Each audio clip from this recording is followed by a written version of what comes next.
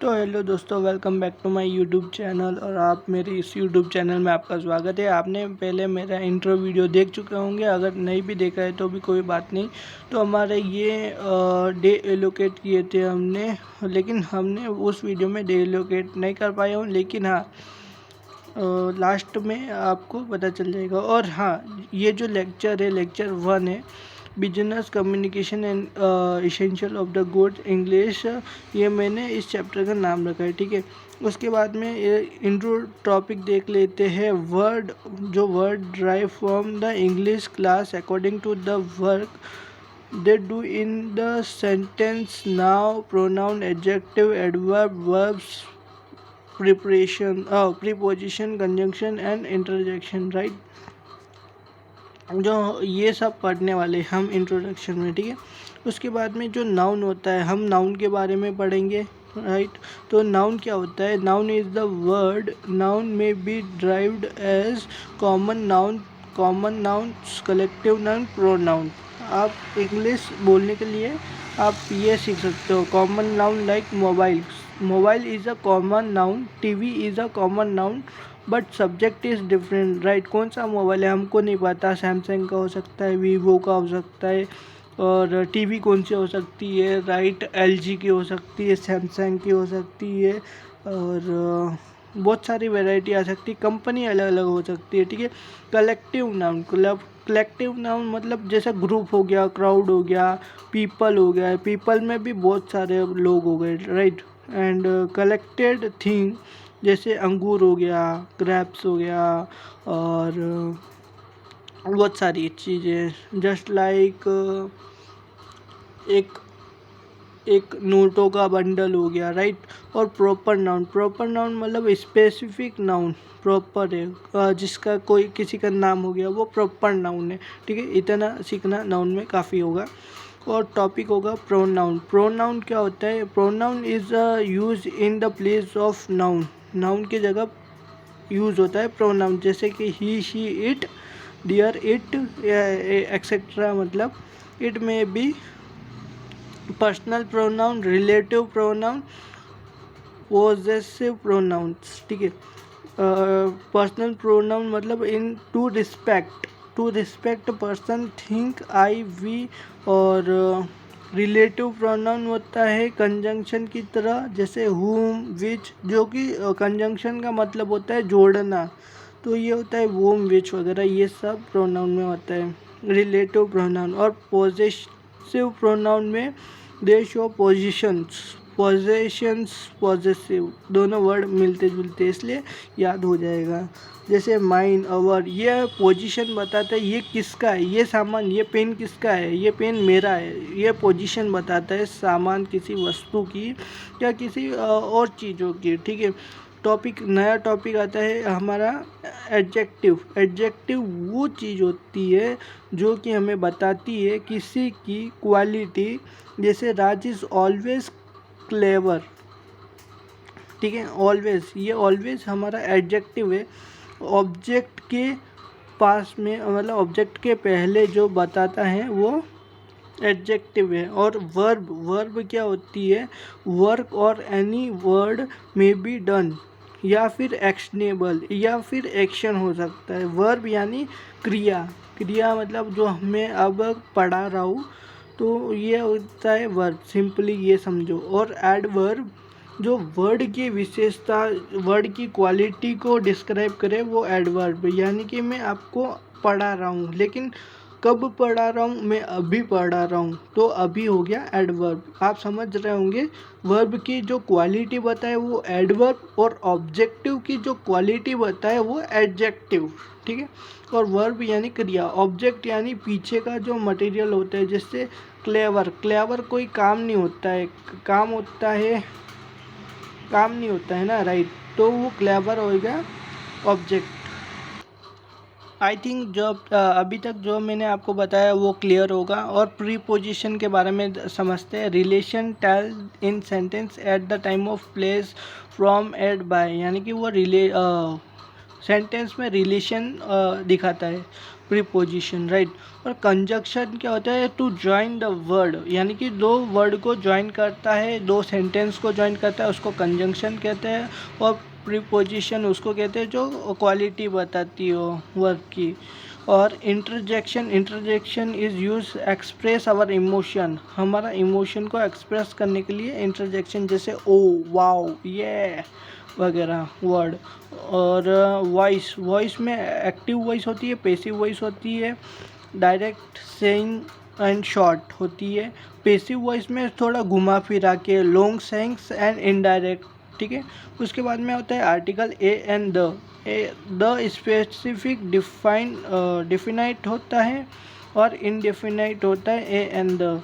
Before the rest और the सबके पीछे लग सकता है, बिफोर वोवेल्स ए और एन, मतलब कहने का मतलब एन किसी वोवेल साउंड के पीछे आगे लगता है और ए सबके पीछे लग सकता है, कॉन्सोनेंट के पीछे, ठीक है। साउंड का इफेक्ट बाद में समझेंगे, ठीक है। टॉपिक टेंस में अनदर वीडियो में क्लियर कर चुका हूँ और वो अभी अपलोड नहीं हुई है, तो उसके ये वाले वीडियो के बाद में अपलोड होगी, ओके। टॉपिक आता है sentence, a group of word which make a complete sense, उसको सेंटेंस कहा जाता है, ठीक है। सब्जेक्ट, यहाँ पे सब्जेक्ट होगा who work done is known a subject, किसने वर्क डन किया है वो सब्जेक्ट कहा जाता है, ठीक है। और प्रेडिक्टेबल सब्जेक्ट क्या होता है, the part which tell something, predictable subject होता है कि कौन सा जो पार्ट होता है वो डन हो चुका है, वो प्रेडिक्ट होता है, ठीक है। फ्रेज का मतलब क्या होता है, it don't give any sense, ये कोई सेंस नहीं बताता है, but it is also the collection of the word, noun, adjective and adverb. Phrase, उसको फ्रेज कहा जाता है, राइट, सॉरी। और कंस्ट्रक्शन ऑफ सेंटेंस वेरियस प्रकार के हो सकते हैं। वैसे लूज सेंटेंस इस प्रकार के सेंटेंस में क्या होता है देख लीजिएगा, situated to the simple style writing, यानी कि लूज सेंटेंसेस में सिंपल राइटिंग होती है। और पीरियोडिक सेंटेंस में are disclosure and the emphatics but more difficult to write और रीड, मतलब राइट टू रीड, पढ़ने लिखने में भी बहुत दिक्कत जाती है, ठीक है, पीरियोडिक। और on the base of length के ऊपर भी, short and easy, long is many, grammatical, यानी कि हमारा जो कंस्ट्रक्शन ऑफ सेंटेंस होना चाहिए वो एकदम शॉर्ट और कंसाइज होना चाहिए, ठीक है। उसके बाद में आता है नेक्स्ट टॉपिक आता है suffix and prefix and suffix, ठीक है। प्रेफिक्स क्या होता है, जो बेस वर्ड के पहले आए, और सफिक्स होता है बेस वर्ड के बाद में आना। फॉर एग्जाम्पल के लिए हम प्रेफिक्स उठाते हैं, प्रेफिक्स मैंने बताया था बेस वर्ड के पहले जो आए, जैसे डिसलॉयल, सब इंस्पेक्टर वगैरह, ये सफिक्स। प्रीफिक्स की बात करूँ तो प्रीफिक्स हमको ये बताता है कि ये लॉयल नहीं है, ये इंस्पेक्टर नहीं, सब इंस्पेक्टर है, ठीक है। उसके बाद में सफिक्स बताता है base word plus prefix is equal to beauty तो है, लेकिन कितना ब्यूटीफुल, फुल, यानी कि वो बहुत ब्यूटीफुल है, ठीक है। हैप्पी तो खुश होना है, हैप्पीनेस, खुशियाँ बांटना, राइट, खुशियाँ होती है। प्रीफिक्स और सफिक्स का मतलब ये होता है एग्जाम्पल के तौर पे। नेक्स्ट टॉपिक आता है combination of word means two combination of two words, for example auto और ऑटो पायलट्स, ये ऑटो है और ये पायलट है और ऑटो पायलट बन गया, जैसे auto means self, autograph and all auto pilot, right. Bio means life, biodiversity, biology, etc। ये हमारा combination of word, two word plus one word plus two second word is equal to, एक जो word बनता है वो combination of word बनता है, ठीक है। पंक्चुएशन जैसे कॉलन हो गया, लेटर, स्पेस, अंडरलाइंस, इटैलिक्स वगैरह, ये सब पंक्चुएशन बोलते हैं उसको। जैसे डॉट हो गया, ऐसा हो गया, उसके बाद में ये कॉमा हो गया, ये तीनों, ये हमारा प्रीफिक्स हो गया। और topic choice of word. Choice of word में क्या होता है, द वर्ड और one chooses to communicate with someone depends on the following factor. जैसे कि नंबर ए आता है you have range of vocabulary, B आता है ऑडियंस एंड पर्सन एज, यानी कि हमको जो वर्ड चॉइस करना रहता है वो इन सब मैटर को देखते हुए हमको शब्द लेना चाहिए। You have range of vocabulary, आपके पास कितनी रेंज है वोकेबलरी की। नंबर 2 आता है ऑडियंस एंड पर्सन्स एज, आगे वाले की, सुनने वाले की एज कितनी है ये भी ध्यान में रखना है। और फॉर्मल एंड इनफॉर्मल, ओरल और रिटन फॉर्म में वगैरह ये लेके जाना है। और the message you are intent to convey, आपका मैसेज क्या है, क्या मनवाना चाहते हो आगे वाले से। और नंबर 5वां जो पॉइंट ध्यान में रखना है कंटेक्स्ट एंड यूजेस, जो आपका कंटेंट है जो आपका, और आप किस प्रकार से यूज़ करना है और आपको किस प्रकार से यूज़ करवाना है आपका कंटेंट को, वो आपको ध्यान में रखना पड़ेगा। और रिलीजन और नेशनल डिफरेंसेस के बारे में ध्यान रखते हुए। और जी वाला जो पॉइंट बताता है इम्प्रूविंग वोकेबलरी, आपकी जो वोकेबलरी है वो इम्प्रूव हो, ये अच्छी बात हो। नेक्स्ट टॉपिक आता है tip for choosing the right word, ये हम बाद में देखते हैं, साथ में देख लेते हैं। चूजिंग द राइट वर्ड, जैसे सिंप्लिसिटी होना चाहिए, एकदम सिंपल वर्ड होना चाहिए। Use familiar word, jargon word का यूज़ कर सकते हैं अगर आप बिजनेस मीटिंग में हो तो। अवॉइड यूजिंग सुपरफ्लेवियस वोकेबलरी वर्ड्स, यानी कि आप कुछ ज़्यादा एडवांस वोकेबलरी यूज़ ना करें क्योंकि सामने वाले को अंडरस्टैंडेबल हो तो काफ़ी अच्छा होगा। चूज़ शॉर्ट वर्ड्स या कंसाइज वर्ड भी बोल सकता हूँ मैं। Use gender natural word, gender oriented word कभी भी यूज़ नहीं करना चाहिए कि पर्टिकुलर जेंडर पे डिपेंड हो, जैसे कि गर्ल्स के लिए, फीमेल्स के लिए और मेल के लिए। इन सब बातों को ध्यान में रखते हुए आप कम्युनिकेट कर सकते हैं, अपनी स्पीच दे सकते हैं। और नेक्स्ट टॉपिक आता है सिनोनिम्स एंड एंटोनिम्स। सिनोनिम्स क्या होता है, सम मीनिंग, और एंटोनिम्स आता है ऑपोजिट मीनिंग, सेम मीनिंग और अपोजिट मीनिंग। सिनोनिम्स मतलब पर्यायवाची शब्द, एंटोनिम्स मतलब ऑपोजिट मतलब विलोम शब्द, जिसको हिंदी में विलोम शब्द बोलते हैं। जैसे एडेप्ट, प्रोफिशिएंट, स्किल्ड होता है। एडेप्ट का मतलब नॉन स्किलेबल और प्रोफिशिएंट का मतलब स्किलेबल, ठीक है। आइडल यानी उच्च होता है, और बिजी यानी जो कि हमारा व्यस्त रहता है। आइडल ये वाला आइडल का मीनिंग होता है फ्री होना, और इसका मतलब होता है बिजी होना, अपोजिट वर्ड है, ठीक है। नेक्स्ट टॉपिक आता है होमोफोन। होमोफोन क्या होता है, सम साउंड बैट, मतलब होमोफोन का मतलब बेसिक वर्ड बताऊँ तो सेम साउंड करना, मतलब एक जैसा सुनना। जैसे कि बैट होता है, लेकिन इनका मीनिंग बहुत ही डिफरेंट होता है। एक्सेस देखो मीनिंग और इसके स्पेलिंग में कितना फ़र्क है। सेल तो इतना। और प्लांट और प्लान, इन दोनों में कंफ्यूजन मेरे को अभी भी होता है।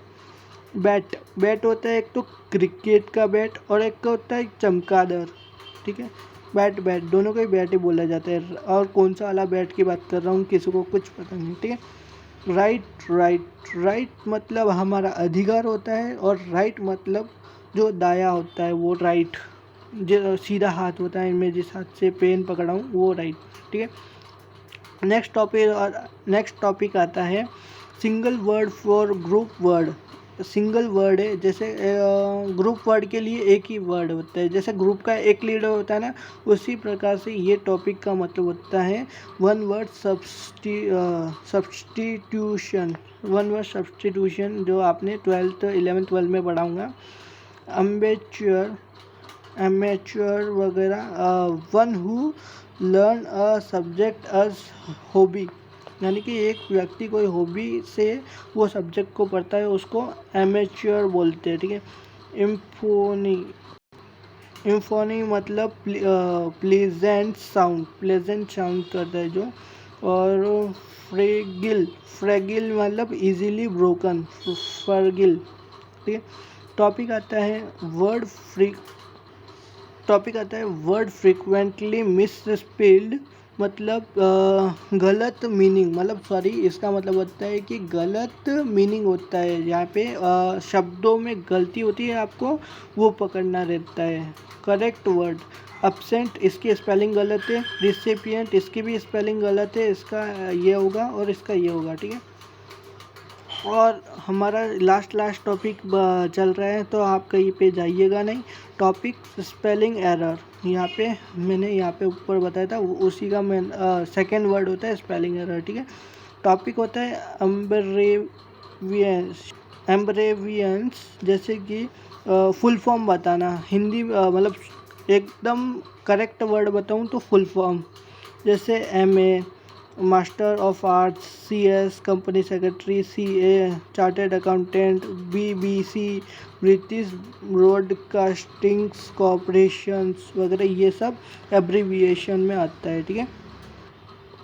और हमारा नेक्स्ट टॉपिक आता है डोंट एब्रीविएट, यानी कि हम अपन ने सीख लिया कि एब्रीविएशन क्या होता है, एब्रीविएट करना है इसको, लेकिन हमको किनको एब्रीविएट नहीं करना चाहिए। जैसे दिसंबर, हम किसी भी कैलेंडर मंथ को अपन को एब्रीविएट नहीं कर सकते, जैसे DEC लिख दिया, उन्नत को अन्नू लिख दिया वगैरह, ये हमको नहीं करना चाहिए। और किसी कोर्सेस को लाइक इकोनॉमिक्स को इको लिख दिया, ये नहीं चलता है, ठीक है। जैसे कि लेटर लिख रहे हैं, या आप बोलने में कर सकते हो, बट सामने वाले को भी तो समझना चाहिए, राइट। और लास्ट टॉपिक आता है वो topic of the foreign word. बहुत सारे फॉरेन वर्ड है, वोकेबलरी में हम किसी नेक्स्ट डे में कवर कर लेंगे, ठीक है। उसके बाद में आता है topic passage, find the central idea of the passage, ये हम पैसेज की बात कर रहे हैं, ठीक है। तो पैसेज भी किसी अनदर वीडियो में या अनदर डे में कवर करेंगे, क्योंकि पैसेज हमारा इतना रिलेवेंट पार्ट नहीं है। यहाँ पे कुछ पॉइंट सीख लेते हैं। Find the central idea of the passage, focus on the detail पे हमको फोकस करना है। और तीसरा वर्ड है, तीसरा जो टॉपिक पॉइंट्स है, logical structure and tone of the paragraph, हमारा ये देखना है कि पैराग्राफ का टोन क्या है, ठीक है। तो यही तक था कि हम, और मैं चाहता हूँ कि एक इंग्लिश कम्युनिकेशन का पार्ट भी इसमें ज्वाइन करूँ, कि कैसे हमारी कम्युनिकेशन बेहतर हो सके। लेकिन हमारा जो मेन मुद्दा है कि हमको बस इंग्लिश में कम्युनिकेट करना है, बात करना है, लेकिन हमको शिष्टाचार, अगर मेरे को लगा, अगर आपको भी लगता है कि इंग्लिश कम्युनिकेशन करना चाहिए, तो आप इस वीडियो पे ज़रूर से कमेंट कीजिएगा। तो यही तक था वीडियो, धन्यवाद। अगर आपने अंत तक देखा है तो बहुत बहुत आपका धन्यवाद। लाइक शेयर कमेंट करना ना भूलें, और एक मित्र तक ज़रूर पहुँचाइए। धन्यवाद।